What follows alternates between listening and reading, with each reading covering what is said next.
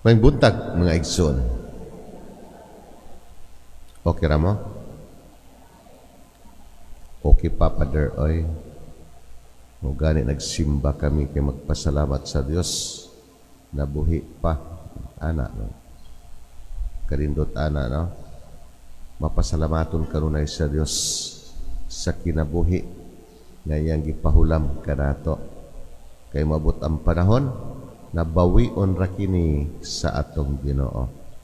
Muna mintras niya pa kanato ang kinabuhi, ato kanunay simbahon, pasalamatan o kalawaton ang atong Ginoo.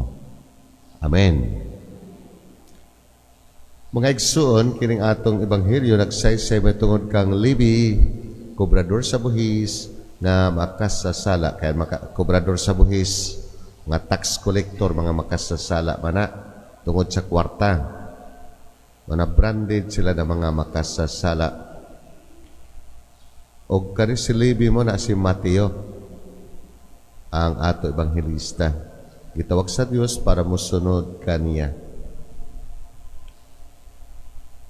Unya, daghan ang reklamo kay makasasala man si Levi. Unya, dito panukaon ang atong Ginoo. Kaya mga Parisiyo, kuan man sila, di man sila moduol sa mga tao na mga makasasala, mga komprador sa buhis, kay matakdan sila. Munang kami, sa seminarista pa kami, sawa pa kami maorden pagkapari, na may amang mga exposure. Muna, isa sa mga ato sa squatter area, ato sa mga factory workers, kung asa-asa kami mag-i-expose ang among kaugalingon. Usa sa dito na exposure namo sa beer house, yun ko, hala? Ano ari man ta sa beer house? Expose kami dito sa mga babae diha sa beer house. Mo table man na sila. Na ingon ang amo rektor na kinahanglan kabalo ka mo sa ila kinabuhi. Wala dili nyo tamay-tamayon. Nganong nusulod sila diha sa maong trabaho. Mo na dito kami nag-order of beer, table pod sa mga mga ingon man sa mga tiguang mga buring, no? Pero dili man di ay tanan nasa beer house dautan. An ila nagtrabaho sila kay para makakwarta kay wa may ila matrabahuan lain. Og easy madali na trabaho pod nang sa beer house. Mao na ang kuan unya kadaghanan nagtrabaho kadaghanan na amo na istorya tungod sa kalisod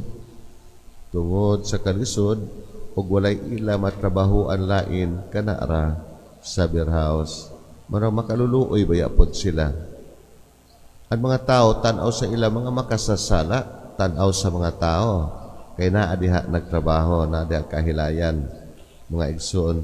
Pero kami nga nag-exposure ng mga seminarista, anang amo kaluoy sa dinhi mga kay ipadala nila sa probinsya kay naglisod ang ila pamilya. Ingon ana nagsakripisyo ang usa ka anak diha nagtrabaho sa beer house alang-alang sa iyang pamilya. Di ka anak mga igsoon gihalad niya kaugalingon diha sa alang-alang siyang pamilya. Murag matandog ka mo man ang atong Ginoo gisaway siya na nakigsalo sa mga makasasala. Kobrador sa buhis, mga makasasala man, branded man na sila tungod sa anila trabaho, kwarta, pangulikta. O na manguliktag buhis, ila man pasubrahan. Mga mga tao kayo, kobrador sa buhis, makasasala man na. Asaw nagtrabaho sa custom, makasasala man na. Sa BIR, makasasala man na. Ana dayon ba ang mga tao? Kung mga makasasala na sila, ato sila tabangan. Munang atong Ginoo, dito siya kanang nubabad ang iyang kaugalingon Nakihiusa siya dito sa mga tao nga angayan, iahon sa ilang pagkasala. Mo namingon siya nga, wa ko mo anhi para sa mga buutan, mga makadiyos, mga Pariseo, mga Diyos man na sila. Magtutudlo sa balaod, makadiyos man na sila. Interpreters of the law, kaya sila banan mo, interpreter sa balaod sa Diyos. So kung sila mag-interpret, nung i-explain sa mga tao, makadiyos na sila. O niya, tanaw nila o galingon, mga kuwan sila, ko'y sala ba, straight, mga righteous. Murag, kanunay, dili sila masayop ba? Righteous people. Og dili mangkod og sayop. Mga righteous na sila mga igsuon. Munang ato giinom ingon na wa ko mo anhi para sa mga righteous, mga matuwid, mga banal, pabanal-banal, no? Mga mayong tao. Nuani ako para sa mga makasasala. Ang masakiton lang nagkinahanglan og doktor, ug ang mga lawas wala magkinahanglan og doktor. Musad ana na mga igsoon sa atong kinabuhi. Usahay magpaka aron ingnon kita na righteous. Arang nato kalimpyo. Way sala. Pero sige din nakasa munang pagsugod nato sa misa, miangkon kita, nagakumpisal ako, pagkumpisal sa atong Ginoo, akong sala, akong dakong sala, sa wala pagbuhat, sa ngay buhaton. Kanang dili kita mutabang na ngay tabangan, sala man di ay na, wala pagbuhat. Nanay, gitaguan ka na kahigayunan para makita sa Diyos na ikaw matinabangon, kaya nagbahal ka sa Diyos, wala mo buhata. Sala ka na. Sa wala pagbuhat, sa angay buhaton. Dili lang ka nang wala mo tabang sa angay tabangan. Nay, usay nagpakumpisal masakiton, tawag og pari. Sige, sa ngalan samahan sa Anak, sa Espiritu Santo. Karon isugid mo na ang sa imong mga sala, isugid mo na kay mga tagpasaylos sa Dios. Tanaw sa pari. O may ako sala na isakto ra taano. Wa na iya sala. Tapos nagtawag og pari para mangumpisan. Wa kasabot. Pader ang masakiton, gusto mangumpisal. Siguro kadto nagtawag, wa siya istoryaha. Wa pud tudlui, wa pud pangutan ako ka maupa mo kumpisal. Mo nang kadaghanan mga tiguwang nadugay na way simba, kalimot naman.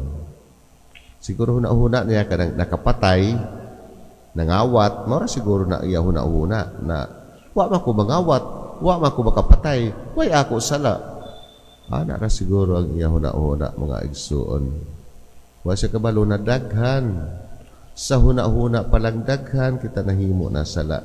Sa ato ba pa lang pagkasige, mamalikas, magyawa-yawa, mga manungo sa padya. Kadaghan na nahimo nato sala.